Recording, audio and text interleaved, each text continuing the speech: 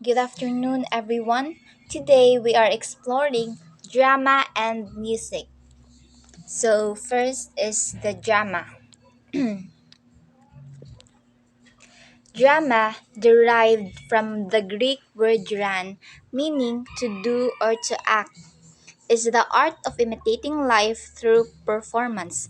Aristotle defined it as the imitation of an action. Drama is the written literary text, while a play is its stage performance where actors convey stories and characters to an audience in a theater. So, what are the essential aspects of the drama? First is the scene aspect, or the stage props and setting. Second is the mimetic aspect, the symbol, pageantry, gesture, and stage movements. The third is the story aspect, which is the narrative and plot. And lastly is the organizational aspect, which is the structure and coordination. Now let's move on to the kinds of theater.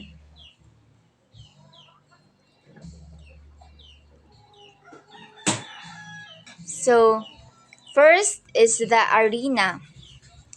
Is the style of early Greeks. The actors are surrounded on all sides by the audience and they make exits and entrances through the aisles. This type of arrangement brings the audience into a special kind of intimacy.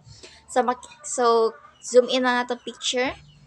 Makita nga ang stage kay naa jud siya sa center sa podium or like sa place, and then na siya daghang agianan which is ara mo enter ug exit ang mga actors. Next is the medieval theater. Is the theater which uses playing areas called mansions inside the churches and portable wagons wheeled about outside the churches. And some performances, the actors come into the audience, breaking the sense of distance or the illusion of separation. So, kani siya is kanang ang mga actors ko no is moadto siya sa audience like murag makik-interact ba para kanang dili makaingon nga naa dili maka feel og distansya ang kanang mga audience nila, so maka-create po siya illusion of separation. The third is the Elizabeth Theater. Is the theater which was a wooden structure providing an enclosed space around a country open sky.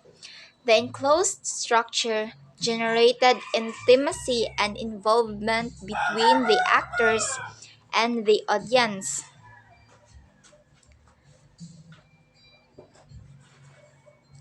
Next is the proscenium, was the stage of the 19th century.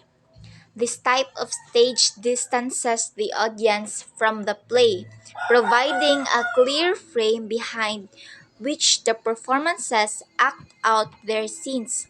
So, kani siya is ang stage niya is layo kay siya sa audience kay ilahang gusto is makita jud sa tanang audience ang gi-act nila even though bisag kanang ang uban nga audience is layo man jud so gamay lang makita, so whole gihapon nga makita ang ilang gi-play or gi-drama. Next is the theater of cruelty. Was developed in France. This type of theater closes the gap between the actor and audiences. Its purpose was to confront the members of the audience individually to make them feel uncomfortable and forces them to deal with the primary issues of the drama itself. So kani mo close it closes gap between actor and audience kanang ipafeel nilag uncomfy ang audience kay makita ninyo sa kaning picture kanang murag like lain kay siya vibes, like makaingon jud ka nga cruelty, black and white ra, gamay ra kay siga, then the center of attention is the kanang mga actors jud. And now let's move on to the history of drama in the Philippines. So first one is the pre-colonial time. Pre-colonial theater consisted of ritualistic performances, songs, and dances that honored gods and deities, built on myth, mimesis, and spectacle. This involved Catalanans or Babaylans, the priests and priestesses entering trance-like states of apparent spirit possession during the dramatic retelling of mythical legend. So, ang key points ani is ang pre-colonial kuno is a ritualistic performance, songs and dances nga ni honors sa gods and deities. Na-include diri ang Catalanans and Babaylands. Then, it is built on myth, mimesis, and spectacle. Next is the Spanish regime. The Spanish colonizers used theater as a tool for religious conversion. They introduced the media, which is the Moro Moro, a long verse play depicting Christian-Muslim conflicts, and the zarzuela, a music theater form combining spoken word and song for Catholic feasts. This, these Spanish forms dominated Philippine drama for over three countries. So the key points ani, ang Spanish regime, ang theater used for religious conversion. Gi-introduce diri ang komedya, which is the Moro Moro Christian-Muslim conflicts ay nidepict sa Christian-Muslim conflicts. Gikuan po diri ang zarzuela, the musical theater for Catholic feast, and it was dominated from Philippine drama for over 3 centuries. Next is the American colonization. American rule introduced Western theatrical forms, most notably vaudeville, the vaudeville, which entertained American soldiers with songs, dances, and comedy acts. Vaudeville was later integrated into traditional shows as intermissions. The influence of westernized education also brought Broadway theater and Western classics performed in English. So, ang key points dito is, ang kaning American colonization ang ni-introduce sa Western theatrical forms. Gi-include diri ang vaudeville, the song, dances, and comedy. Ni-integrate into traditional shows as intermission, the Broadway and Western classics in English. Next is the Japanese occupation. With the film industry halted due to equipment confiscation, traditional forms like commedia, zarzuela, and vaudeville became essential entertainment. Vaudeville evolved into popular variety shows with short melodramas, providing a venue for displayed film actors. After the war, however, vaudeville declined and eventually deteriorated into burlesque shows. So the key points here is, ang sa Japanese occupation, film industry halted kay the equipment kay gi-confiscate. Next is the traditional forms became essential entertainment. Vaudeville evolved into variety shows with melodrama sa Japanese occupation. Next is the Philippine theater as we know it today. So, ang Philippine theater nga naa karon sa ato nga ato naibaw-an. Post-war Philippine theater became a fusion of Spanish and American influences, the zarzuela, comedia, vaudeville, and Western styles. By the 1950s, theater commercialized, moving from religious rituals to ticketed cultural events in closed venues.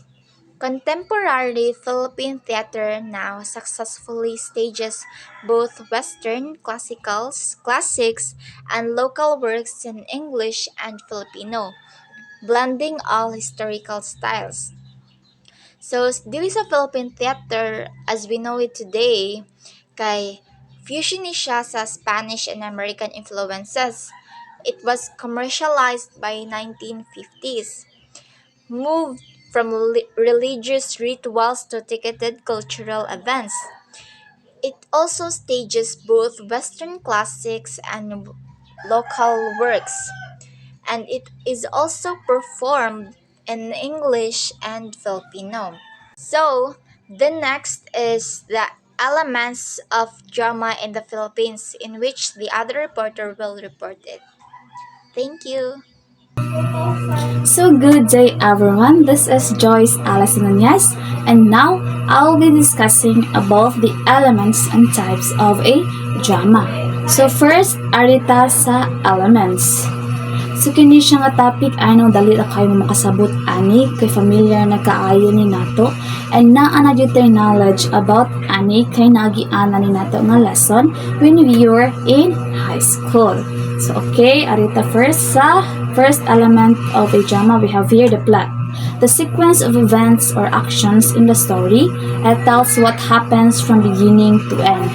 So, ang plot no, mauni siya ang sequence sa events or actions nga nahitabo sa story, play, or drama. So, diri na makita kung unsay mahitabo from the beginning to the end. Na makatabang ni siya sa mga audience to understand the unsay flow sa story.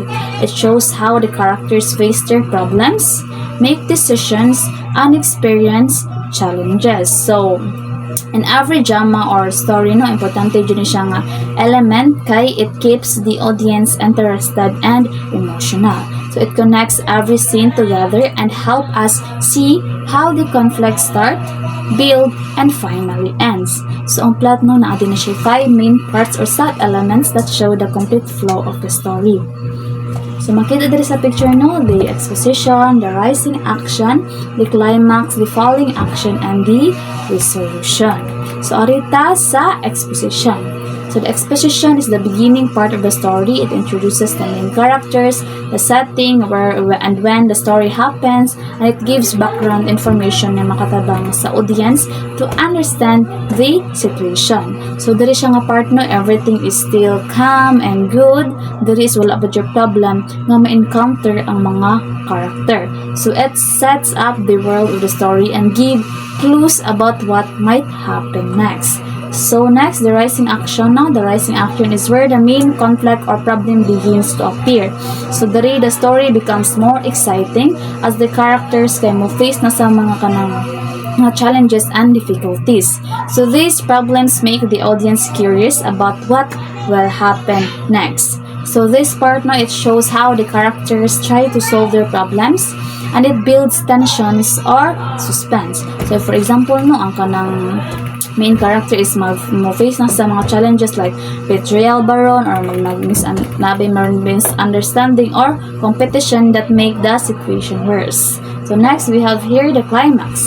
The climax is the turning point or the most intense part of the story. So this is where the story reaches its highest emotional point, no? So in this part, ang mga characters, especially ang main character, must face the biggest challenge or make an important choice that will affect the outcome of the story. So ang climax na, it is usually nga ang pinaka-dramatic and memorable scene in a play, no? So for example, our main character is finally confronts the villain or the main character confesses a secret that changes everything.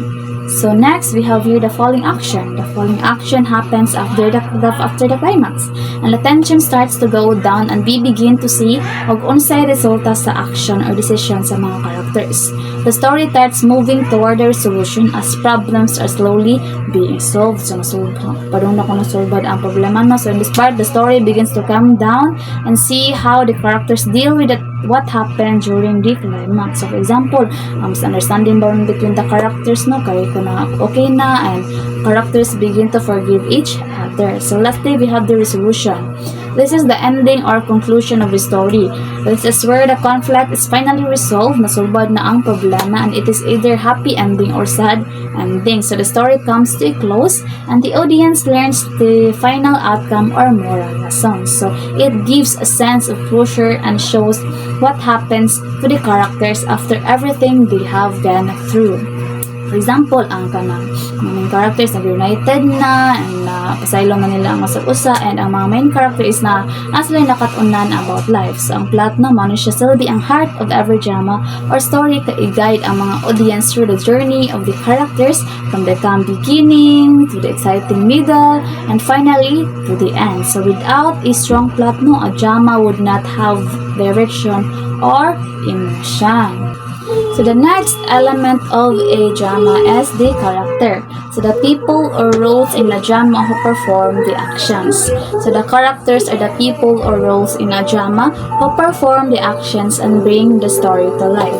So mauna sila no, ang mga characters who make the audience feel different emotions no. So kung wala ni daw ning mga characters, there would be no story because sila man ang muak and sila pud ang maka-experience sa events, sila ang face sa mga problema. So in every drama no na ay different kinds of characters. So sa characters pod na sa mga main types of characters commonly found in drama. So we have here the protagonist no ag ang antagonist. Ang protagonist mao ni siya ang main character or hero of the story. Mao ni siya ang bida sa drama where this person is mao siya fokusan. So the protagonist is usually the one who faces the main conflict or problem and tries to solve it. So syempre ang audience na makarelate or maka-feel jud na connected siya sa characters because we see the story through their experiences and emotions. So for example no, in many Filipino dramas, the protagonist is a kind, brave, or hardworking person who faces many challenges to reach their goals or protect their loved ones. So napunta no sa antagonist, so ang kini pud siya opposite ni siya no. Kung ang protagonist kay mao siya ang bida, ang antagonist mao pud ni siya ang bida-bida. So this person creates the conflict and makes the story more exciting.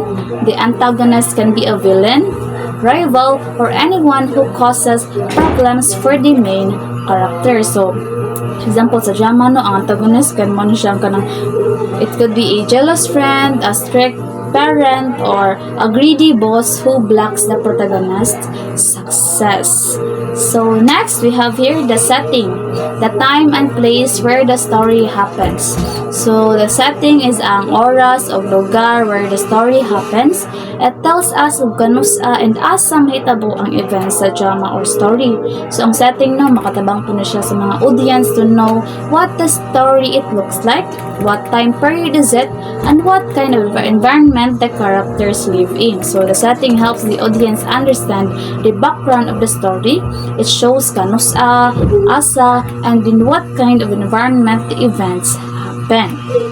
Okay, next we have here the theme, the main idea or the message that the drama wants to show. So ang theme naman siya ang main idea, message, or unsa man kaha ang lesson that the drama wants to share with the audience. So it is what the story is really about. The theme gives meaning and kung unsay purpose sa drama or story. So it helps the audience understand what the writers want to say about this story. So a theme makes the audience think deeply or feel emotions nga makarelate sila. So it can teach a moral lesson, inspire people to change, or make them reflect sa ilahang own actions. So mga examples of common themes in drama no kay mga love, baron, or mga sacrifices. Okay, next we have here the dialogue, the spoken words of the characters that move the story forward. So, ang dialogue na mo ni siya ang spoken words nga gigamit ko na sa mga character in a play or drama. It is how the characters talk to each other and express their thoughts, feelings, and emotions. So, kung through dialogue no, the audience understands what the characters are thinking, what they want, and how they relate to one another. So, importante kani siya no, kay sa drama, wala ra ba dyoy narrator nga mo storya or explain sa story, and ang character mismo musulti ug unsay ginahan nila isulti ug unsaon nila pagsulti or saan nila pag-deliver ilang isulti. Ang tone, emotion, and choice of words helps to show the character's personality and situations. Okay, the next element of a drama is conflict, the struggle or problem faced with the characters. So, ang conflict no, in drama, conflict means the problems, the challenges, or struggles that the characters face in the story. It makes the story exciting and shows how characters deal with difficult situations. So, as you can see here in the picture now, we have here the man versus self. So, this conflict happens inside the character's mind or heart. The person struggles with his or her own thoughts, emotions, or decision. So, it is an inner conflict where the character must choose between right and wrong or overcome fear, guilt, or doubt. So, ang example lang nino, ang student Baron wants to follow his dream to be an artist, but he's afraid his parents won't support him, so he must decide whether to follow his heart or please others. So next we have here the man versus man. So this type of conflict happens between two people. It can be a fight, disagreement, or competition between characters. So magtanawa man jud tayo mga drama no. So dere mao jud ni siya common conflict no. So dere makita kung giunsa sa character pag-deal sa problem caused by others. So example ani no, two brothers or duha barong katawo nga nag-away over who should take care of their family business, and the relationship starts to break apart. So next we have here the man versus society. So this conflict happens when a character goes against the beliefs, traditions, or laws of the community or society. So the person stands up for what he thinks is right, even if everyone else disagrees. So it shows bravery and the desire for change. So for example, a young woman fights against discrimination in her town and works hard to prove that everyone deserves equal respect. So next we have the man versus nature. This conflict happens when a character struggles to survive or protect themselves from natural forces like storms, floods, or earthquakes. And it shows how humans try to be strong and brave when facing the power of nature. Okay, next we have here the man versus technology. So, ang kanina conflict na it happens when a character faces problems because of machines, computers, or inventions. It shows how modern technology can sometimes make life harder instead of easier. Okay, the seventh element of a drama is a spectacle. So the visual elements of the drama such as costumes, stage design, lighting, and movements. So the spectacle refers to the visual elements of a drama. Everything ang makita sa mga audience on stage or in a performance, included na diri ang costumes, stage design, props, lighting, movements, and even the facial expressions of the actors. So spectacle is what makes the play visually appealing and helps bring the story to life. So it gives the audience a clearer picture of what is happening and helps them feel the atmosphere or mood of the scene. So spectacle catches the audience's eyes and emotions. It helps make the story believable, exciting, and memorable. Okay, the last element of the drama is the music or sound. The background sounds or songs that add emotion or mood to the performance. So the music or sound in a drama refers to all the background music, the sounds, the songs, mga sound effects used to support the performance and helps create the emotion and mood of a scene. So music and sounds are what the audience hears. They make the story more emotional, realistic, and engaging. So, and that's the elements of a drama. And now, let's proceed sa types of drama. Okay, first we have the Zarzwala, a musical play with songs and dialogue, dances often showing Filipino culture, daily life during the Spanish period. So, ang Zarzwala is a musical play that combines acting, singing, and dancing to tell a story. So, napopular ni siya in the Philippines during the Spanish period. So, the stories usually talk about love, family, patriotism, and social problems in a way that is both entertaining and meaningful. So, it was one of the main forms of entertainment no sa katong wala pa ang movie and television. So, through songs and dialogues, the Zarzwala also expressed ang ilang feelings and struggles sa mga Filipino under the Spanish rule.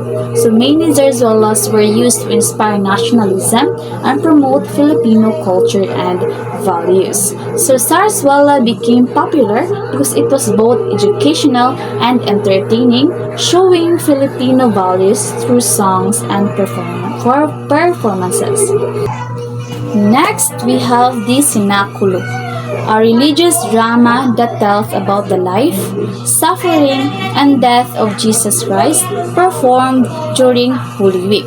So the Sinakulo is a religious play that shows the life, suffering of Jesus Christ, iyang death and resurrection. So it is performed during Holy Week, often in towns, churches, or open areas. So ang mga actors ani kay mag-wear costumes like people from the Bible and act out the story of Jesus to help people remember His sacrifice and love. So ang main goal aning Sinakulo is to make people reflect on their faith and understand the meaning of Holy Week. Kani dili ni siya about show, but mauni siya ang way sa mga Filipino to pray and honor Jesus. And next, we have the Moro Moro, a traditional play showing the battle between Christians and Muslims, usually ending with the Christians winning. So the Moro Moro is a traditional Filipino play that shows the fights between Christians and Muslims during the Spanish time. It was created to show how Christianity spread in the Philippines. The story usually ends with the Muslims becoming Christians and the Christian heroes winning. So the Moro Moro is full of colorful costumes, music, dances, and sword fights, which make it fun and exciting to watch. And it also shows the influence of Spanish culture on early Filipino theater. Next, we have here the Doplo, a traditional Filipino poetic debate performed during wakes or lamay. It combines humor, wit, and wisdom through spoken poetry.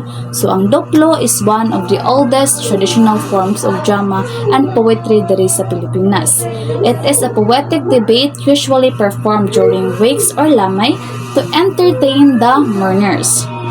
So, kani siya nga performance, ang participants ani kay gitawag og bilyako for men and bilyaka for women. So, mag-change ni sila of rhyming verses as they argue about topics like love, baron, morals, and life lessons. So, the debate is guided or judged by a hari or king or reina or queen para ma-ensure ang ilahang debate is makuan ra bitaw gyapon makuan ra gyapon siya nga respectful and creative. And ang purpose aning Doplo is not only to entertain people during weeks but also to teach moral lessons and show the beauty of the Filipino language through poetry. Okay, next we have here the Vaudeville, a stage entertainment show that includes singing, dancing, comedy, and short skits. So the Vaudeville, also known as Vaudeville, It's a stage entertainment show that combines singing, dancing, comedy, and short skits. So nagsugod ni siya in the early 90s and it was inspired by an American vaudeville and became very popular in the Philippines during the American period. So performers entertained audiences in theaters, in the public events, and even soldiers during World War II. So, vaudeville shows includes a mix of music, dance, drama, and comedy acts, making it lively and fun to watch. So, ang kano siyang vaudeville no kay kuan jud kay ni siya no kay mabito ni siya ang gibasihan bitaw in today's Filipino variety shows and comedy programs on TV karon sa atoa. And that's all for my part, guys. Thank you so much. Good day, everyone. My name is Alessandra Nieves, and I'm reporting about music. So, music, a universal language that has resonated throughout human history, is a rich and complex art form that defies a singular definition. The essence of music lies in its ability to evoke emotions, convey narratives, and connect individuals across culture and time. So, evoke emotions. Kay 'di ba, while listening to music, naman tayo ma-feel na emotions like ma-happy ba ta or ma-sad. So like, imagine, ni-attend ka og concert nya you're dancing uncontrollably to the beats of the drum. Such experiences embody the power of music to elicit emotional responses. Also, convey narratives kay 'di ba each songs and music baya kay naa may mga story or message behind it nga ganahan i-deliver sa mga artist adto sa ilang mga listeners. And then, connect individuals kay naa bayay mga tao nga same og music taste or same og ganahan nga mga artist parehaan ng mga fan ni Taylor Swift or mga fan sa mga K-pop groups. Moreover, certain definitions emphasizes music's role in a social and cultural context. Music play a vital role in social activities, religious rituals, celebratory events, and cultural traditions across diverse communities worldwide. It serves a means of communication, expression, and preservation of cultural heritage. Also, naatay mga lain-lain nga kinds of music. First is rock music. Rock music is a style of music with a strong rhythm and often features electric guitars and powerful vocals. It usually expresses emotions like energy, freedom, and rebellion. Second, electronic music. Electronic music is a music created with electronic sounds and digital technology. It often has a strong beat and is used in dance clubs, video games, and movies. Third is soul music.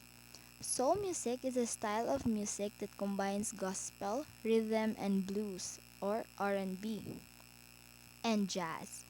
It started in the United States in the 1950s and is known for its deep emotion, powerful vocals, and expressive lyrics about love, pain, and life. Fourth is funk music. Is a upbeat rhythmic music that makes people want to dance, featuring strong drum beats and bass guitar riffs. Fifth, country music is a style of music that started in the southern United States in early 90s. It tells stories about everyday life, love, and hardships. Sixth is Latin music.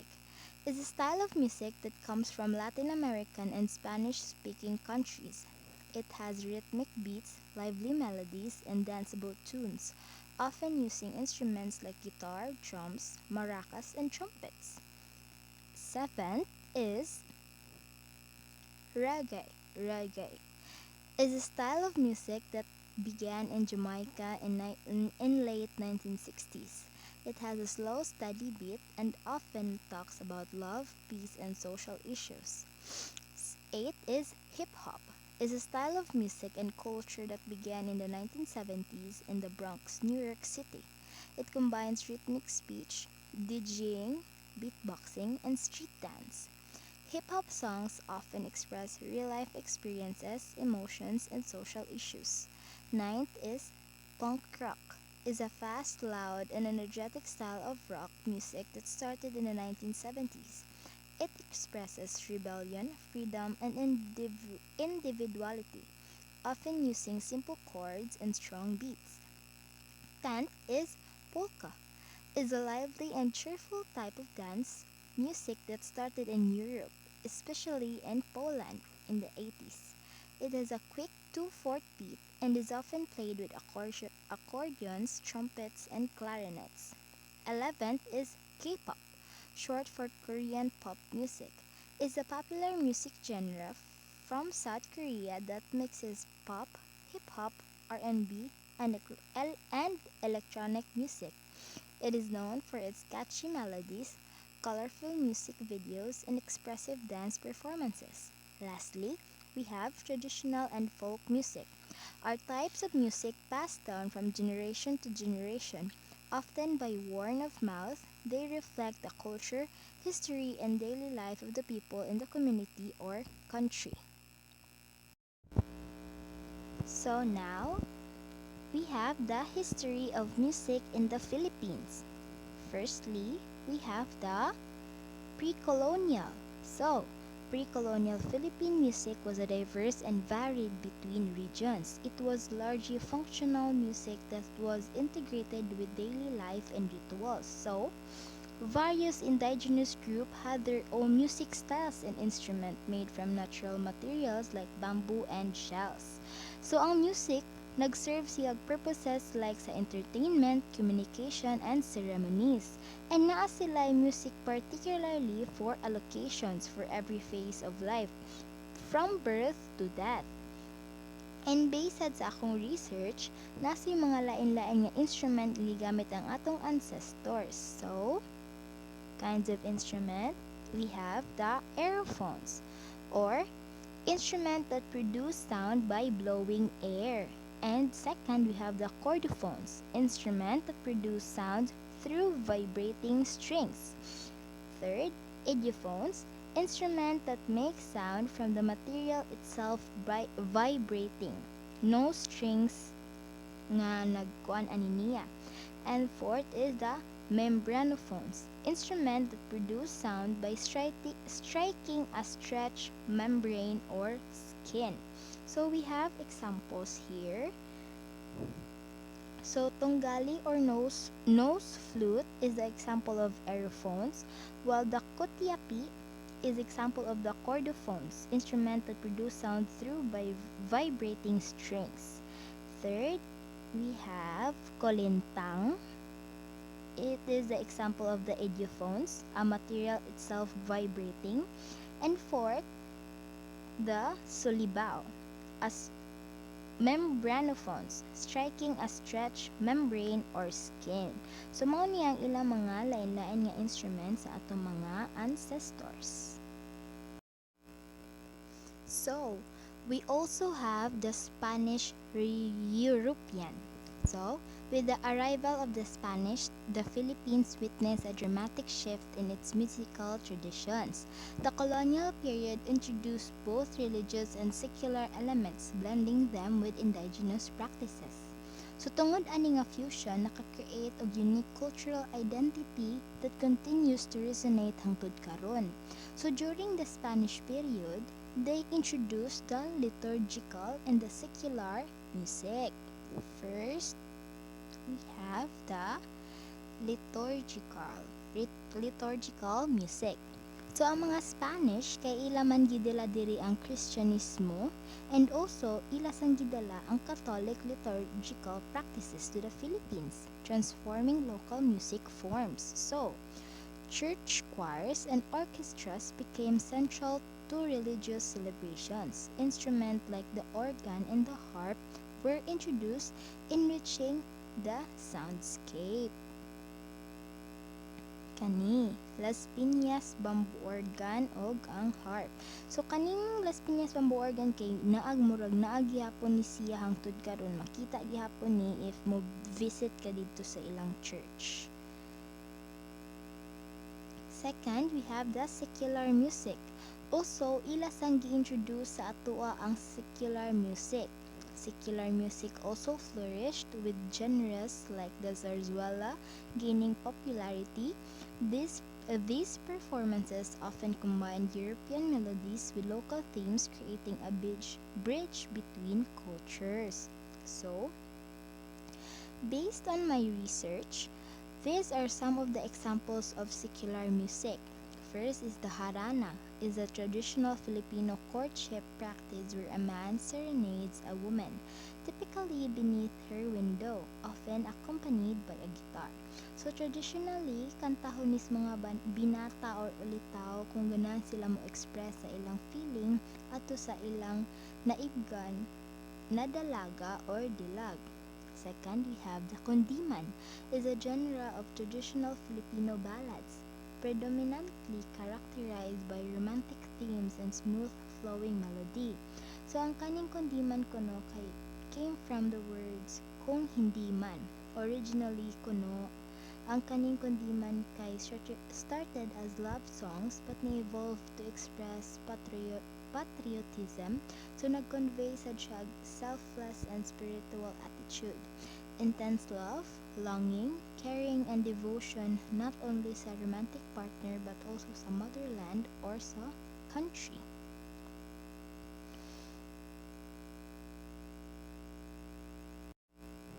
So, we also have the American.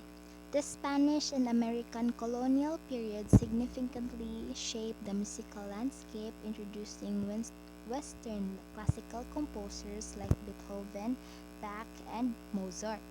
Filipino composers began blending these classical traditions with their own heritage, creating a unique fusion that resonated with their identity. So, classical. So in the newly established public school system, kay naanay mga music nga gikuan sa education. Music was included in the curriculum at the elementary and later at the high school levels. At the tertiary level, music was conservatories and colleges were established. So ang music kuno kay appeal na sa lesson sa elementary and high school. And sa college level, kay naa na jud mga school nga gitukod for music lang jud. So, we have the colleges. We have the Santa Scholastica's College, University of the Philippines Conservatory of Music 1916.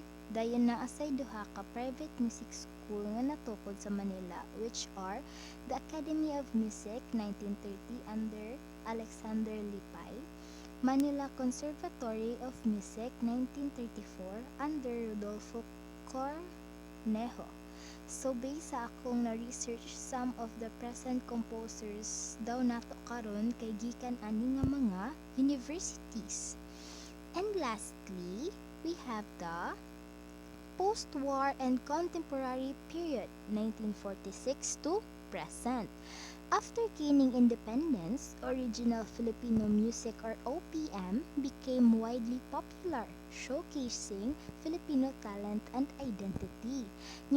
Mga new music genres like pop, rock, and hip-hop kay nagkasugod na sad og flourish. And today, Filipino artists combine traditional and modern styles, expressing creativity, cultural pride, and evolving spirit of the nation. So, that's all for my topic. Thank you. Okay, so good day everyone. I'm Kisha Macy Apas, and our topic for today is about the elements of music and types of music here in the Philippines. So, we all know that music is part of our daily life. It helps us express our feelings, tell stories, and shows our culture as Filipinos.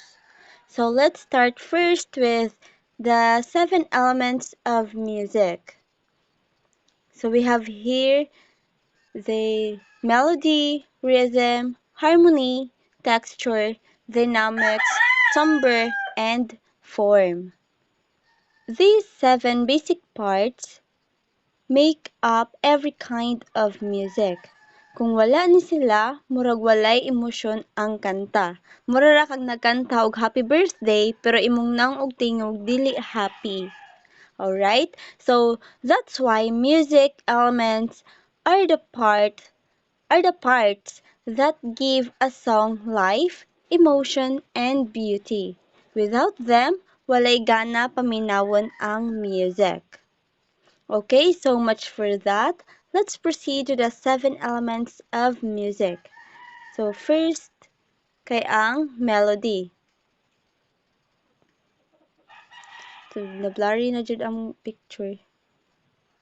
So melody is the main theme sa kanta. Usually mao ni ang linya nga dali nato mahinumduman. Example, Leron-Leron Sinta. Di ba familiar kayo bisan karaan na ang kanta. Nawala na. Maka-recognize gihapon ta if makadungog ta or madunggan ni nato ang kanta. So, for a while kay loading jud kayo. Next, kay ang rhythm is the pattern of beats in music. Kung ang melody mao ang dali mahinumduman or ang head sa music, ang rhythm mao ang heartbeat sa kanta. So there are three parts of rhythm: the tempo, meter, and rhythmic pattern. So tempo is the speed of the music, kung paspas ba or hinay. So example ani kay kasagaran sa mga paspas kay kanang naay rap nga music kanang upuan man siguro to. Kana and sa slow kay kanang kanta ni Moira de la Torre. So tempo kay mao pud ni ang nagdala sa flow ug mood sa kanta, kung lively ba, sad, or relaxing ang kanta. Next kay ang meter. It is the group of beats, kung asa ang strong ug asa ang weak part sa song. So ang common meters ani kay katong 2/4, 3/4, and 4/4. Lastly, kay ang rhythmic pattern. It is the combination of long and short beats that gives movement to the song. So ang rhythmic pattern mao ni ang makapamove sa atoa. Like for example, magkanta ta og happy birthday. Then if magkanta ta og happy birthday, automatic ato ang kamot maka-clap. Like mura siya maumoy nakapamove sa atoa or nakapahimo og energy sa song. Next element is the harmony. So it is the combination of different tones, usually duet or group singing. So example ani kay Ikaw at Ako by Mara de la Torre and Jason. So, duha siya ka voices nga lahi-lahi og tono, naay kusog, naay hinay, pero kung paminawon nimo, nag-blend sila perfectly. So kung maingon ganito og nag-blend, mara siya lahi-lahi siya og pitch na ay taas ug naay ubos. Pero if imuha siyang paminawon, nindot siya, like smooth iyahang flow. Next element is the texture. It refers how many layers of sound you can hear in a song. If usa ra ka tawo nagkanta, that's thin texture. Kung daghan ang nagkanta, that's thick texture. So, example, mukanta ko og Leron-Leron Sinta na ako ra isa. So, that's thin texture. Pero og nakoy kauban, that's thick texture. Next element kay ang dynamics. It talks about how loud or soft ang sound. Kung hinay ang tingog, usually sad or calm. Kung kusog pod, usually strong or exciting. So dynamics helps us feel the music. Bisan simple ang melody pero kung ang volume nag-change from soft to loud, mas mabuhi ang kanta ug mas dramatic ang song. Example ani kay kanang kanta ni Regine Velasquez katong On the Wings of Love. So at first kay soft pa siya. Pero pag abot na sa chorus kay nikusog na ang iyahang tingog. So mao na ang dynamics, ang changes sa emotions. Next element kay ang timbre. It is the quality or color of sound. So mao ni ang reason nganong lahi-lahi og tingog ang mga tawo bisan pareha og gikanta. Example kanang tingog ni Maria de la Torre, di ba? Soft siya, while kang Regine kay high. So bisan pagpareha na sila og kantahon, lahi gihapon siya paminawon. Why? Because lahi ang timbre sa ilahang voices. So in short, ang timbre mao ang nakapayunik sa sound or sa imuhang voices that makes it different from others. So let's proceed to the last element of music, which is ang form. It tells us how the song is arranged from verse, chorus, bridge, then chorus again. So mauni ang arrangement sa kanta. So kung sa story pa ni siya na introduction, body, and ending. So kung wala ang form, gubot paminawon ang music, masyag walay padulngan. So each element gives the song its life, emotion, and beauty. So kung wala ni sila, bati paminawon ang music kay walang kabuhay-buhay. So in addition di ay wala na ko giapil ang pitch sa elements of music kay kanang some sa ko nga search wala man siya labot pero some kay naa man siya so ato na lang siyang i-appeal. So pitch refers to how high or low a sound. Singog. So ang pitch kay kanang mura siya kanang syagit sa bata agod ana while ang low pitch kay kanang mga tingog sa mga laki kanang mga ulutaw nga deep kaayo ang ilahang voices. Now let's move on to the next part of our lesson, which is the types of Philippine music.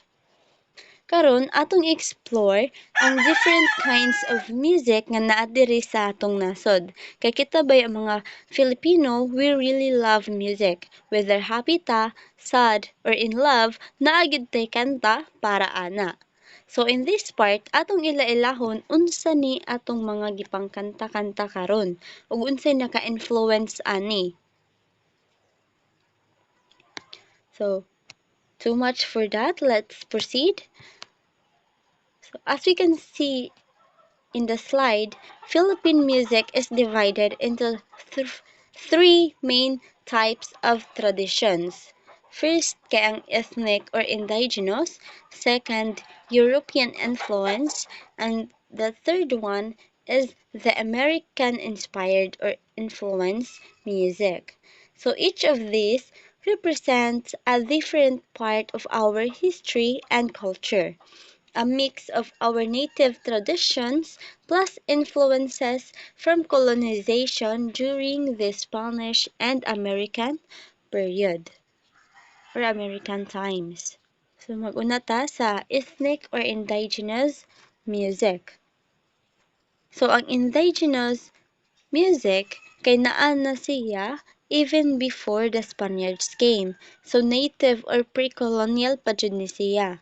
So it was a big part of our ancestors' daily life. Ginagamit din nila for storytelling, rituals, farming, and celebration.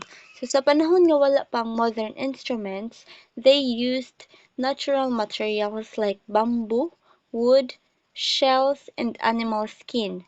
That's why their music sounds very natural. Mura siya connection sa nature ug spirit. So examples of instruments kay ang kaning tungatong. Ginagamit ni siya during rituals to communicate spirits. And ganang kubing kay ginagamit na siya pangharana sa tribo. Actually kay murag tayhupon man na siya. Then ang gabang kay ang bamboo xylophone. Ginagamit ni siya sa mga folk songs like Lubi Lubi. Actually, daghan po ni sila nga instruments. Then, nagpili ra ko og tulo para dili na kayo ang ato ang i-discuss. Has its own meaning and purpose. Some kay ginagamit nila for love, thanksgiving, and for worship. So there are common forms or three main forms of indigenous music. First kay ang ballad, second kay ang chant, then the third one is the debate form. So ballad kay ang story song. It tells stories about heroes or events. Example kay katong Hudhud ni Aligoyon, a story of a brave and wise warrior, Aligoyon. Next kay ang chant, a repetitive tone, simple pero full of meaning, usually for rituals or prayers. Ang kasagaran mag-perform ani kay ang mga babaylan. Then the third one kay ang song debate. It is a singing conversation usually between a man and a woman. Example ani kay ang Balitaw from Visayas. Familiar man siguro mo ani nga kanta nga ang laki kay magsisunod-sunod sa babay while ang babay kay pakipot kayo siya og style. So in addition di ay sa ballad, the way nila i-spread ang story sa ilang hero kay pagin nila og kanta. Pero ilang way sa pagkanta kay wala siya ingon nga kanang tono nga taas or mubo. Neutral lang siya paminawon. Next types of Philippine music kay ang European influence came during the Spanish era. So the Spaniards brought culture and religion, including music. Because of that, our music started to sound more organized and melodic, just like European styles. So we have here church music. So same as song nga mapaminaw nato sa simbahan karon. The folk songs usually gikanta during community gatherings, festivals, or daily life activities. Example kay Leron Leron Sinta. Now let's talk about the last part of European influenced music, which is the romantic songs. So during the Spanish era, people started writing songs about love, admiration, and emotion. So mao ni atong gitawag nga kundiman or harana. So harana kay ang mga tradisyon sa lalaki before nga moadto sa balay sa ilahang gipanguyaban, magdala og gitara unya magkanta sa gawas sa bintana. So mao ni ilahang way to show love and respect. So very gentle and respectful. Dili pareha sa modern nga PM is the key.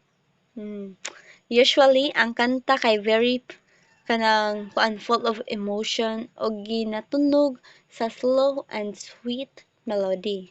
So examples ani kay katong O Ilaw and Dungawin Mo Hirang.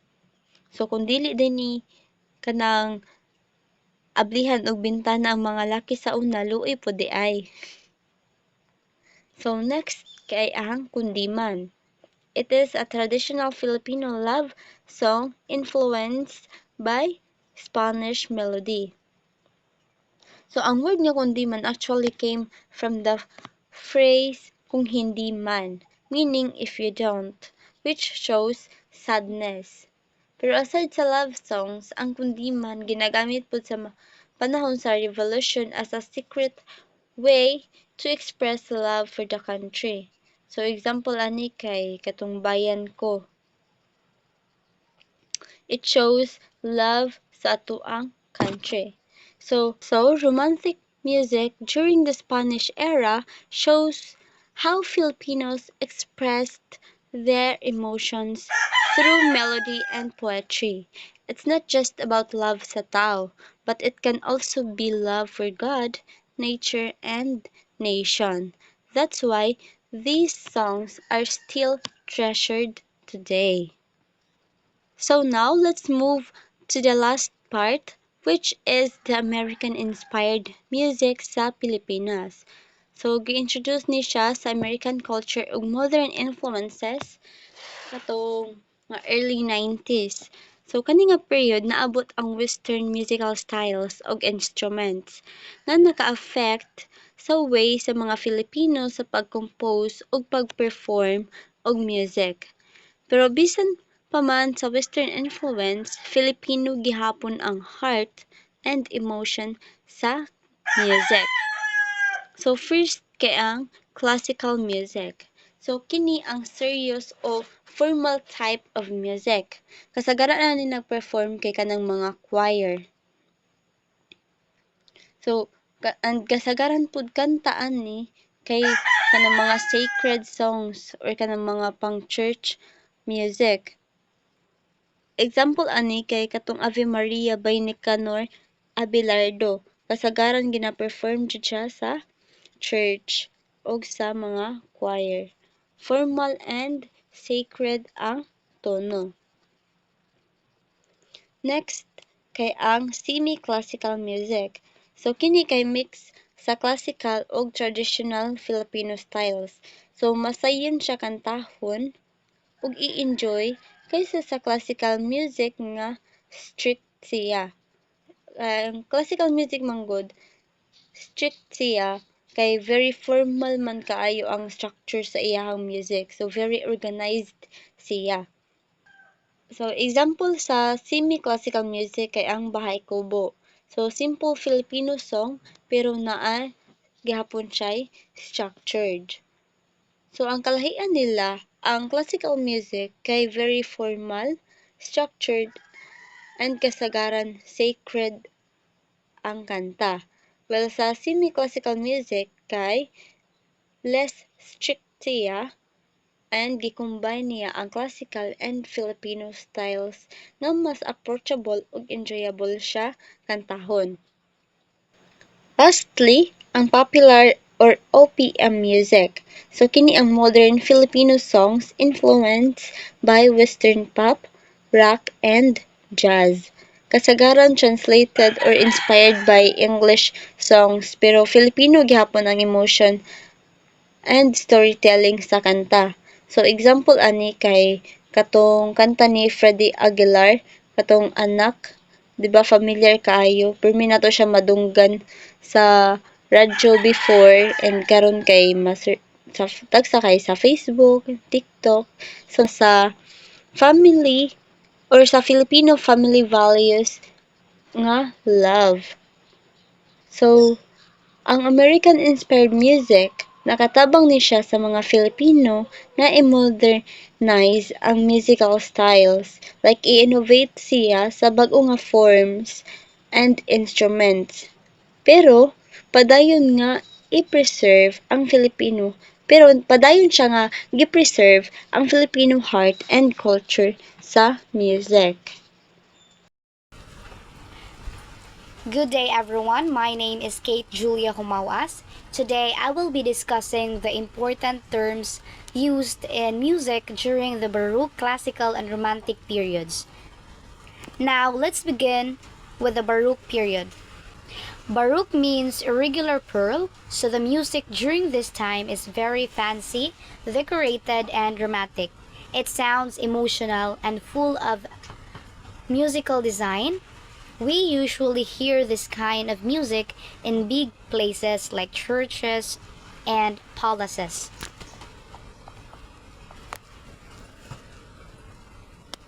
Now, let me explain the terms used in the Baroque period.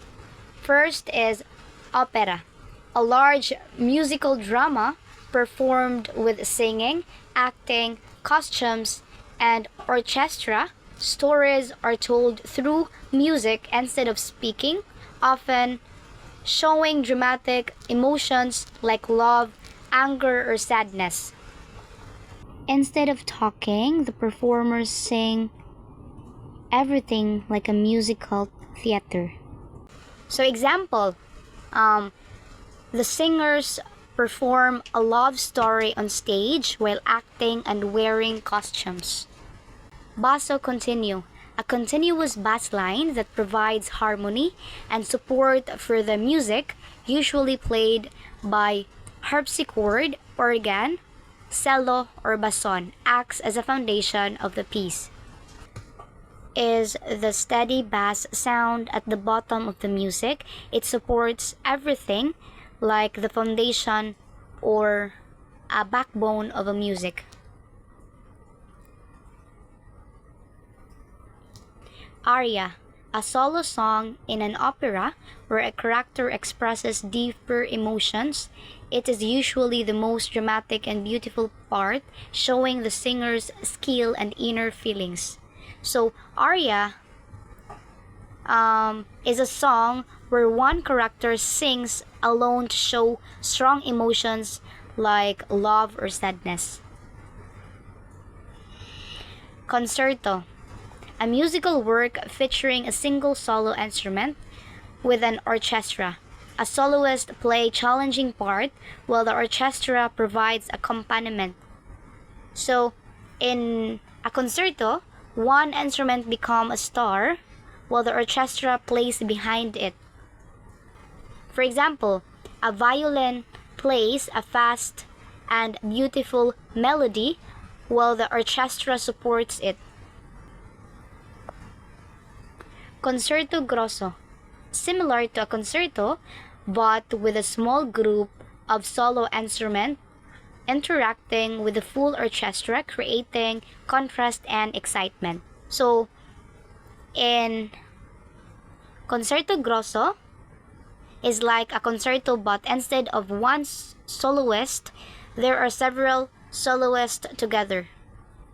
For example, a violin, flute, and harpsichord take turn doing solo parts. Oratorio, a large musical composition telling a religious story performed by singers and orchestra without acting, costumes, or scenery. So, oratorio is like an opera telling a religious story, but wala siya acting or costumes, only singing and music.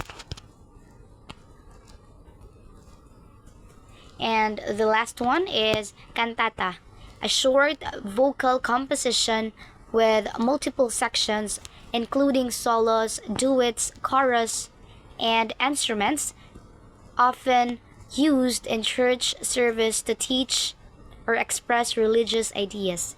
So cantata is a shorter sacred music heard in church with solos, duets, and chorus. So cantata is like a small oratorio, shorter and often for worship service.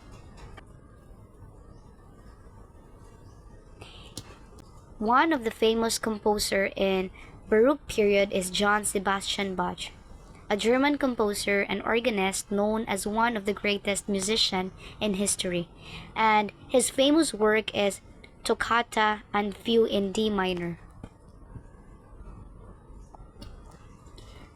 Next is the classical period. Classical period focuses on balance, clarity, and order. Music in classical became simpler and more structured compared to Baroque music, and it was often played in concert halls and was meant to please the listeners. And here are the terms used in classical. First is sonata, a piece for one or two instruments with multiple movements. Each movement has a different mood, speed, or character, allowing performers to show both skill and emotion. So sonata is one musical piece divided into different parts or movements, each with a different mood. So for example, a pianist plays a 3-part sonata in a recital. Next is symphony, a long orchestral work usually with 4 movements. Each movement has a different tempo and feeling, like fast, slow, and lively. Highlights the orchestra's balance and structure. So in symphony, An orchestra performs a 30 minutes piece with 4 different moods.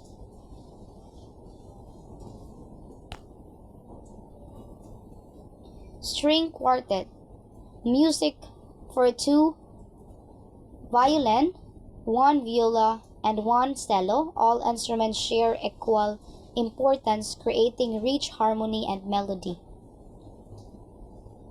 So this is one of the most popular small group in the classical period. For example, 4 musicians perform together in a small concert room. Then, opera buffa. Comic opera focusing on everyday people and humorous situations with playful and light-hearted stories. So, opera buffa, this type of opera focuses on jokes, everyday problems, and humorous stories. Example, kay character argue sing about silly misunderstanding. Chamber music. Chamber music is written for a small group of instruments performed in small room. Each musician plays an independent and important part.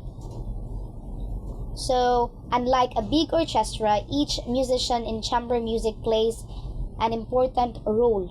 For example, a string quartet perform inside a classroom or small hall. Alberti bass, a piano accompaniment pattern where chord notes are played in order low, high, middle, and high to create smooth and flowing music. So in Alberti bass, it creates a smooth background sounds and classical piano piece. So usa sa iyang example is the left hand keeps playing the pattern while the right hand plays the melody.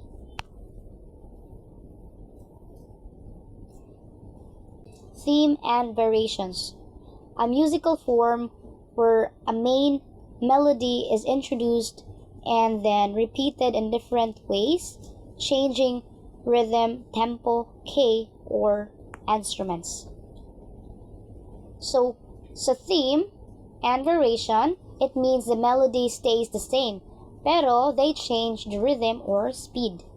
So, example, a simple tune become faster, then slower, then decorated.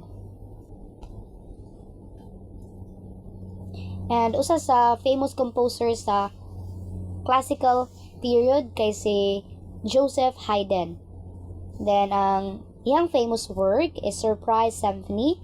Known siya as the father of symphony, and his work is joyful, balanced, and full of creativity. And now let's move to Romantic period. Romantic period focuses on emotion, imagination, and expression. Composer used music to show feelings, love, and stories. So the terms used in romantic period is program music, music that tells a story or describes a scene, emotion, or event without using words. So program music, here you can imagine picture or events just by listening. For example, loud, fast notes can represent a storm. Next is art song, a song for solo voice and piano where the music expresses the emotions and meaning of a poem. So it's like a storytelling through instruments only. For example, a singer performs a sad poem while the piano plays softly. The next is a rubato, flexible tempo where the performer slightly delays or speed up the notes to make the music more expressive. Rubato means the music slow down or speed up a little to show emotions. Symphonic poem, a one-movement orchestral piece that paints a picture or tells a story through music. So, one long orchestral piece that describes a scene or tells a story. For example, the music describes a hero's adventure from beginning to end.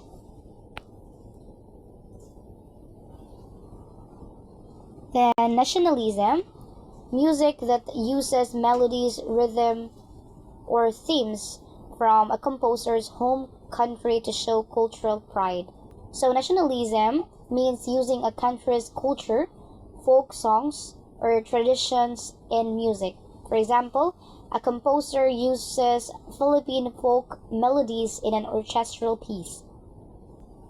Next is virtuoso, a highly skilled musician who can play very difficult piece with great technique and expression.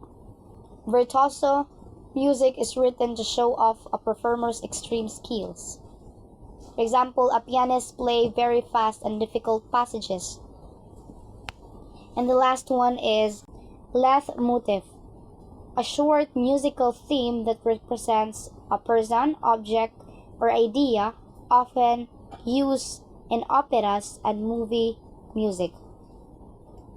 Leitmotif is a short musical theme used to represent a character, idea, or feeling.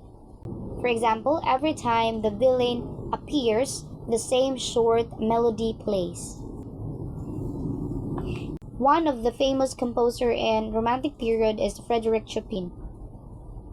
Ang usa sa iyang famous work is Nocturne in E flat major. A Polish composer and pianist known for emotional piano music, his works expresses deep feelings and are full of beauty and grace. So the similarities of the three periods, all period use melody, harmony, and rhythm to express ideas. Each period aimed to show emotion and creativity through music. From all periods can be played by orchestral and instruments like violin, piano, and flute. So here we can see the difference between the three periods. Baroque focuses on religion and drama, so the music sounds grand. Classical aims for balance and clarity. That's why the music is neat and structured. And last, Romantic focuses on emotion and imagination, making the music expressive and romantic. That's all. Thank you. Hello, good day everyone. I am Baby Janine Duran, and now I'll be continuing the topic of the terms used in music, specifically in modern music, pop music, and the music in the Philippines rather. So, first let's talk about the modern music. So, modern music, it refers to the music made in the present time. It uses technology, digital instruments, and computers. This includes many genres such as pop, hip hop, R&B, EDM, and many more. So it is shaped heavily by technology, from recording and editing to producing beats to creating sound effects. So that is modern music. And now let's explore the terms used in modern music. So first we have fusion. So it means mixing different musical styles together to create something new. Like for example, jazz and rock. And also traditional music with modern beats. So fusion is very popular because it gives musicians the freedom to experiment and create fresh, unique sounds. And for the next one is sampling. So it means taking a short part of an old song and reusing it in a new one. So this small part could be a beat, a melody, a vocal line, or even a drum pattern. So sampling is very popular in hip hop and rap, where artists sometimes take music from older songs and then create new beats or lyrics around it. So it allows musicians to connect past music with new styles. So for example, Annie is the song called God Is by Kanye West. So the song samples a live gospel recording called God Is by James Cleveland and the Southern California Community Choir in 1979. So Kanye West used part of that original track, including the choir vocals, and then he made his own version around it, mixing old school gospel with modern production. So that is sampling. Next is electronic music. So electronic music is created mainly using computers, synthesizers, and digital tools. These devices allows musicians to produce sounds that are not possible with regular musical instruments. So in electronic music, everything can be controlled, like the beat, the pitch, the rhythm, and even the tiny sound effects you hear in the background. So this type of music is very common in EDM, techno, house, dubstep, and even in many pop songs today. Next, we have here the remix. So a remix is basically a new version of an already existing song. So music producers often change the beat, tempo, or the style. They may also add new featured artists or different instruments to give the song a fresh feel. So many popular songs today have remix versions that sound very different from the original. So some remixes make a slow song fast while others mix in rap parts or dance beats. So one of the examples this is the song Celos. So many music producers made a remix song of that one. And for the last one is Auto-Tune. So it is a software that corrects or changes the pitch of a singer's voice. So this means it can adjust the notes a singer hits. So even if the singer sings a little off key, the software fixes it automatically. So also Auto-Tune can also be used as a special effects. This is why some songs have that smooth, robotic or electronic sounding voice. It has very common in hip hop and even R&B music. So we are done in modern music and now let's proceed to the pop music. So popular culture music or simply popular music is the kind of music that is liked by many people because it is catchy, easy to sing, and fun to listen to. So it constantly changes with trends, social media, and new artists. Popular music influences fashion, dance, social media trends, and even the way people express themselves. It is the type of music we hear the most in daily life, like in malls, on the radio, in TikTok videos, and even in public events. So, and now let's proceed to the terms used in popular music. First, we have pop music. So, it refers to songs made to be catchy, easy to listen to, and enjoyable for a wide audience. These songs usually have a simple and memorable melody, a strong beat, repetitive choruses, and lyrics that are easy to relate to. So pop music is designed to appeal to many people, which is why it is always on the radio, in movies, and in advertisements. So one of the famous pop music is Taylor Swift. So next is Billboard charts. So these are music rankings that show the most popular songs and albums at a given time. These rankings are based on how many times a song is streamed, how often it is played on the radio, and how many copies are sold. So being on a Billboard chart is a big achievement for artists. So if you are in number 1 or rank 1, it means the song is extremely popular across the country or sometimes even globally. Next, we have idol groups. So, idol groups are music groups that are trained not only to sing but also to dance and perform for fans. These groups usually undergo years of training to improve their singing, dancing, stage performance, and even their public images. So, idol groups are especially popular in countries like South Korea, Japan, and China. But their influence is worldwide. So, they have large fan bases, impressive choreography, and highly produced music videos. So, one of the famous K-pop idols is BTS and Blackpink. So, let's proceed to the next and the last one, which is the viral hit. So it is a song that becomes instantly famous through social media. So this usually happens when people share the song on platforms like TikTok, YouTube, Instagram, or Facebook. So it's sometimes a short clip, a dance challenge, or even a meme can make a song suddenly explode in popularity. This shows how social media can turn an ordinary song into a global phenomenon. So this is very common today because millions of people can share and react to music instantly. And since we are done in the popular culture music, let's proceed to the music in the Philippines.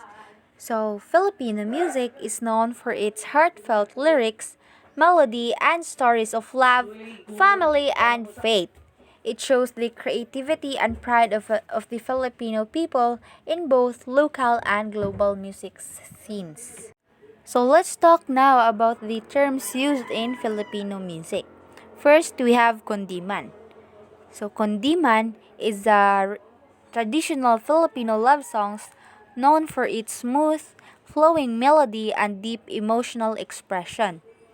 These songs usually express devotion, longing, and admiration to someone. Many Condiman songs became symbols of Filipino nationalism during the Spanish colonial period, as the lyrics often use love as a metaphor of love of country. Next, we have harana. So, it is a traditional Filipino way of serenading a loved one with music. So, in the past, a man would stand outside a girl's house and sing romantic songs to express his feelings. So, the music is usually gentle, slow, and heartfelt. This tradition highlights the Filipino music of respect, love, and sincerity. Let's move to the OPM, which stands Original Filipino Music. So this refers to modern Filipino songs which can range from pop, rock, R&B, and even ballads. So OPM represents the creative works of Filipino songwriters and artists. It includes different generations of music, from classic balladers and vocal groups to today's pop stars. OPM is loved for its emotional melodies and meaningful lyrics that many Filipinos can relate to.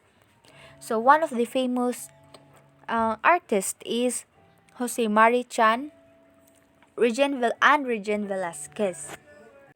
Next, we have P-pop, which stands for Pinoy Pop. This is the Philippine version of idol groups inspired by K-pop and J-pop, but with a Filipino twist. So, P-pop idols train in singing, dancing, and performing just like the other idol groups around the world. They create modern music that attracts the younger generation. P-pop continues to grow internationally and proudly promotes Filipino talent. So one of the famous P-pop idols in Philippines is SB19. And for the last one, we have folk music. So it is a traditional form of music that represents the life, culture, and stories of Filipino people. These songs often come from different regions and are usually passed down from generation to generation. They reflect the experiences, struggles, celebrations, and belief of our ancestors. These songs help preserve our cultural identity and remind us of our history. So one of the Filipino folk music is tinikling. So that's all for my reporting. Thank you everyone and I hope you learn.